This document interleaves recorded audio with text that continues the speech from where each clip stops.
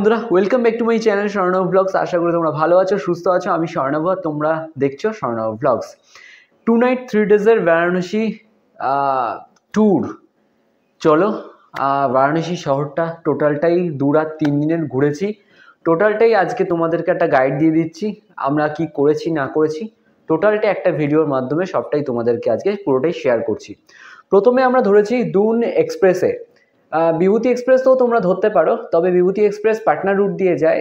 আমরা পাটনা রুটটা অ্যাভয়েড করতে চেয়েছিলাম, কারণ আননোন প্যাসেঞ্জার যেহেতু ট্রেনে উঠে যায় বিহার থেকে বিশেষ করে, সেই জন্য আমরা আর বিভূতি এক্সপ্রেসটা ধরিনি, দুন এক্সপ্রেস ধরেছি। এতে সুবিধাটা হচ্ছে নন পাটনা রুট বিহার দিয়ে যায় ঠিকই, কিন্তু যেহেতু পাটনাটা দিয়ে যায় না, তাই কিছুটা হলেও সেভ পাওয়া যায়, সেভ করা যায় আর কি। তো দুন এক্সপ্রেস ধরেছিলাম 8টা 25-এ রাত্রিবেলা। হাওড়া থেকে ছেড়েছে, আমরা প্রথমে হাওড়া গেছি, হাওড়া থেকে 8টা 25-এ দুন এক্সপ্রেস ধরে আমরা নেমেছি পরের দিন সকালবেলা 11টা নাগাদ বারাণসী জংশন স্টেশনে। হাওড়া থেকে 693 কিলোমিটার অতিক্রম করে চলে আসলাম আমাদের গন্তব্য বারাণসীতে। এই পর্যন্ত গেল ট্রেনে। এরপর আমরা চলে গেলাম হোটেল চেকিং করতে। এই হচ্ছে বারাণসী স্টেশনের বাইরে। আমরা 1 নম্বর 6 নম্বর প্ল্যাটফর্মে দিয়েছিল ট্রেন, সেখান থেকে আমরা বেরিয়ে 1 নম্বর দিয়ে আমরা বাইরে বেরিয়ে এসেছি। এখানে প্রচুর টোটো অটোর লাইন দাঁড়িয়ে আছে। আমরা কিন্তু এটা রিজার্ভ করবো না বা নেবো না, আমরা সোজা চলে যাব। ওই যে ফ্লাইওভার দেখতে পাচ্ছ, ওই ফ্লাইওভারটাকে ক্রস করবো, ক্রস করে ওখান থেকে আমরা টোটো বা অটো নেবো। হয়ে গেছি। আর টোটোর ভাড়া পড়ছে গদুলিয়া আগে পুরোপুরি গদুলিয়াতে 20 টাকা করে, 20 টাকা করে। এই হচ্ছে রুম। ঢুকে দরজাটা ক্লোজ করে দিলাম। নর্মাল সিটটা নিয়ে আছে, জামা ঝোলানোর জায়গা আছে, হ্যাজবল রয়েছে এখানে। আর এই হচ্ছে চাবি প্লাস মেন সুইচ। এদিকে সুইচ বোর্ড, ব্ল্যাক পয়েন্ট রয়েছে। এদিকে 2-in-1 খাট রয়েছে। ঠিক আছে, তোমরা দুজনে শুতে পারবে, কেউ যদি সিঙ্গেল মনে করো সিঙ্গেল শুতে পারবে। কেন আমি এরকম রুম নিলাম আমি সবটাই ডিটেলস বলবো। হোটেল চেকিং এখানকার টাইম হচ্ছে দুপুর 12টা নাগাদ, চেক আউট টাইমিং সকাল 11টা নাগাদ। তো আমরা হোটেলটা আগে চেকিং করেছিলাম, আগে থেকে আমাদের হোটেল বুকিং করা ছিল, তো আমরা হোটেলটা চেক ইন করে নিয়েছিলাম। তো হোটেল দুপুরবেলা চেক ইন করে আমরা স্নান ফ্রেশ হয়ে নিলাম, যেহেতু 1 রাত আমরা ট্রেনে কাটিয়েছি, আমাদের ঠিকঠাক ফ্রেশ হওয়া নেই। তো স্নান ফ্রেশ কমপ্লিট করে আমরা এবার ডাইরেক্ট চলে আসলাম লাঞ্চ করতে। আমরা ব্রেকফাস্টটা ট্রেনেই করেছিলাম হালকা, তো সেই জন্য আমাদের আর ব্রেকফাস্টের ব্যাপারটা ছিল না। তো আমরা প্রথমে লাঞ্চ করতে আসলাম। লাঞ্চ একটা ভালো রেস্টুরেন্টে আমরা করেছি, এটা নিয়ে আলাদা করে ভিডিও দিয়েছি, আলাদা করে ভিডিও এসছে, ফুড ট্যুর করেছি, সেটা নিয়ে দেখে নিও। তো এখানে নিলাম হচ্ছে রুমালি রুটি নিয়েছি, তার সাথে মাটন স্টিউ নিয়েছি, চিকেন মশলা নিয়েছি হাফ প্লেট, যেটা পড়ছে 100 টাকা। আর মাটন স্টিউ পড়ছে 150 টাকা হাফ প্লেট। আর রুমালি রুটি 8 টাকা করে পার পিস। এই হচ্ছে ব্যাপার। দেখা যায় এখন খাবারের টেস্ট কেমন কি বৃত্তান্ত, এটাই হচ্ছে মেন, যে খাবারটা নিলাম খাবারটা কেমন হয়। যতটুকু আমি এখানে সার্ভে করে দেখেই এখানে এসেছি, দেখা যাক ঠিকঠাক কিনা। এই হচ্ছে মাটন স্টিউ, আর এই হচ্ছে রুটি, এই হচ্ছে চিকেনের, আর এই হচ্ছে মাটন।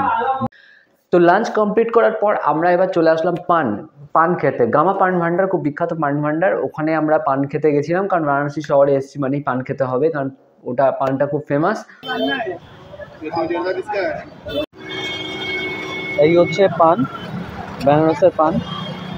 এক্সপ্লেন করার জায়গা নেই, এটা নিজেরা এসে খেয়ে একবার বুঝে নিতে হবে, মুখে কখনো এক্সপ্লেন করলে তুমি বোঝাতে পারবো না।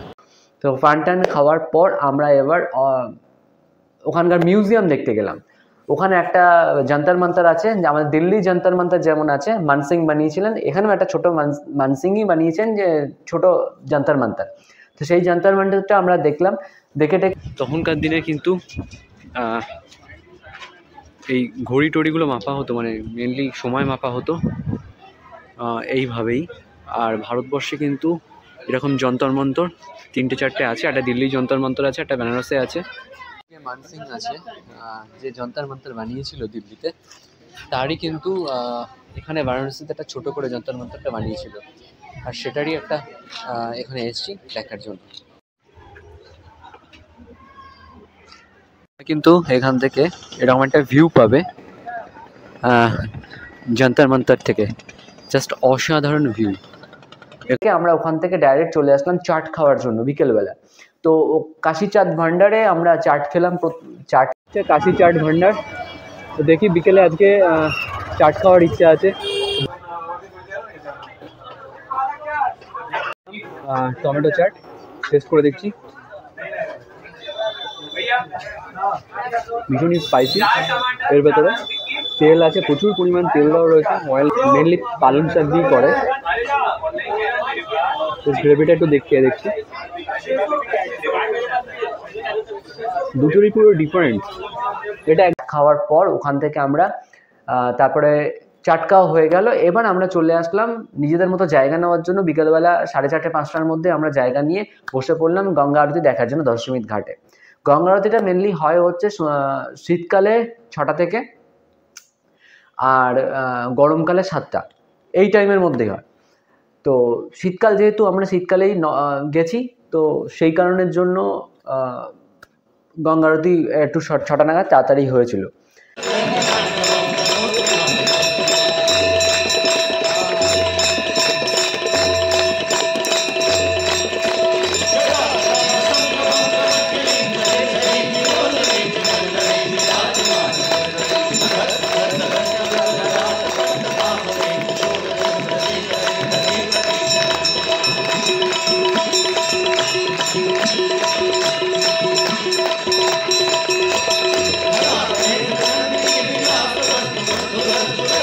আর মেনলি এর টাইমিংটা হচ্ছে বারাণসী শহরের টাইমিংটা, বারাণসী ঘোরার মেন আসল টাইমিং হচ্ছে নভেম্বর টু ফেব্রুয়ারি, শীতের টাইমটুকু। তো এইভাবে গেল। এরপর আমরা পুজো দিতে গেলাম। পুজো আমাদের গঙ্গা আরতি হয়ে যাওয়ার পর ঘাট এক্সপ্লোর করলাম, একদম ডাইরেক্ট মণিকর্ণিকা পর্যন্ত গেছি। মণিকর্ণিকা পর্যন্ত যাওয়ার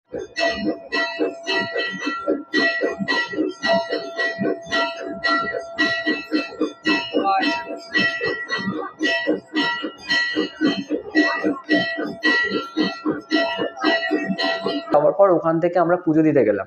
পুজো দেওয়া কমপ্লিট করে পুজো দিতে দিতে আমাদের মোটামুটি বেজে গেল 9টা থেকে 9:30 বেজে গেল। আমরা 8:30 পুজো দিতে মন্দির করিডোর আর নিউ করিডোরের ভেতরে বিভিন্ন দিক নির্দেশ দেওয়া রয়েছে, এসছি। আর এদিকে প্রচুর দোকান রয়েছে, ডালার দোকান রয়েছে।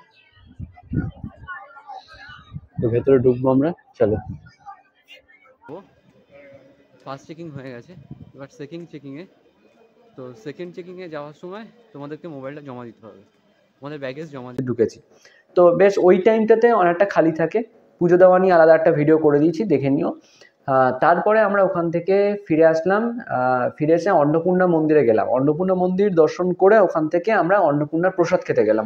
ওটাই আমাদের ডিনার ছিল। তো আমাদের যেহেতু রাত হয়ে গেছিলো, তাই আমরা অন্নভোগটা পাইনি। আমরা ওখানে ইডলি ফিডলিগুলো পেয়েছিলাম, তো ওগুলোই আমরা খেয়ে ডিনার। দিন গুড মর্নিং। পরের দিন সকালবেলা আমরা আশিঘাটে গেলাম আমরা গঙ্গা আরতি দেখার জন্য। আশিঘাটে ওখানে প্রাণায়াম এবং গঙ্গা আরতি খুব ভালো করে বিখ্যাত, জানোই তোমরা। বাড়ি এটা হচ্ছে রানী লক্ষ্মীবাইয়ের শুধু বাড়ি নয়, এখানে কিন্তু জন্মস্থান, মানে ওনার জন্মটাই হয়েছিল এখানে। টোটাল কিন্তু সকালবেলা আশিঘাটের প্রাণায়াম, আর ওদিকে হয় হচ্ছে গঙ্গা আরতিটা। তো আমরা সকালবেলাটা আশিঘাটে গঙ্গা আরতি আর প্রাণায়ামটা দেখে সেখান থেকে আমরা বোটিং করলাম। বোট রাইড করে 22টা ঘাট আমরা ঘুরেছি, একদম ওই রাজা হরিশ্চন্দ্র ঘাট ওই পর্যন্ত আমরা গেছিলাম, গিয়ে আমরা আবার ব্যাক করেছি। টোটাল ওটা নিয়ে আলাদা করে আমাদের বোটিং রাইড কত কি খরচ পড়েছে না পড়েছে এটা নিয়ে আলাদা করে আমাদের ভিডিও দেওয়া আছে, দেখে নিও। তোমাদের মতো করে তোমরা দরদাম করে নেবে। প্রথমে 1.5 চেয়েছিল, তারপরে সেটাকে তোমাদের মতো করে নেবে। নাম্বারটা নিয়ে রাখবো, যদি তোমাদের প্রয়োজন হয় নিয়ে নিতে পারো, আমি ডেসক্রিপশনে দিয়ে দেবো।